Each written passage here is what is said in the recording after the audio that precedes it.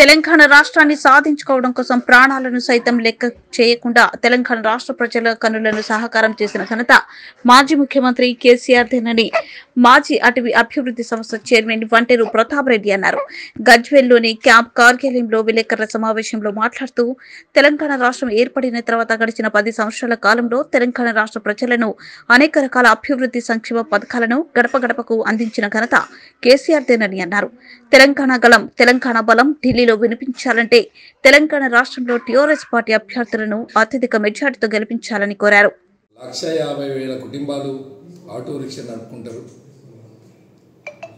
Auto rickshaw నడుపుకోవడం వల్ల వచ్చిన డబ్బుతోని ఈవీఎంలు కట్టుకుంటారు, ఇన్స్టాల్మెంట్ కట్టుకుంటారు, ఫైనాన్స్ తెరుపుకొని కొంచెం వచ్చిన డబ్బుతో వాళ్ళ పిల్లలకి చిన్న చిన్న స్కూళ్ళలో చదివించుకొని ఇంటి రెంట్లు కట్టుకొని ఆడికి బతికే అలవాటు ఆటో రిక్షా కార్మికులకు ఉంటుంది.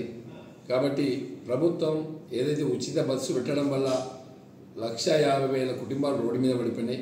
దయచేసి ఈ ప్రభుత్వం వెంటనే స్పందించి వాళ్లకు ఒక ఆటో కార్మికుడికి నెలకు మినిమం 4,000 రూపాయలు ఇవ్వాలని చెప్పి మేము డిమాండ్ చేస్తున్నాం.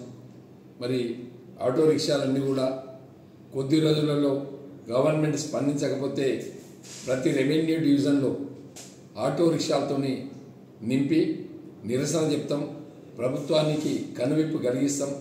ప్రతి నియోజకవర్గ హెడ్ క్వార్టర్లో ప్రతి రెవెన్యూ డివిజన్లో వేలాది ఆటోలు తీసుకొచ్చి నింపి వాళ్ళ కోసం, ఆ కార్మికుల కోసం, ఆ ఆటో రిక్షా యాజమాన్యం కోసం మేము బీఆర్ఎస్ పార్టీ అండగా నిలబడుతుంది.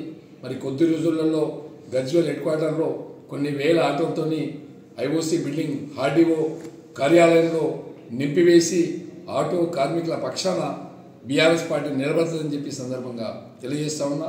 వెంటనే గవర్నమెంట్ స్పందించాలి, లేకుంటే రాష్ట్ర వ్యాప్తంగా కూడా పెద్ద ఉద్యమం తయారు చేస్తాం. ఆటో రిక్షా కార్మికుల పక్షాన నిలబడతాం.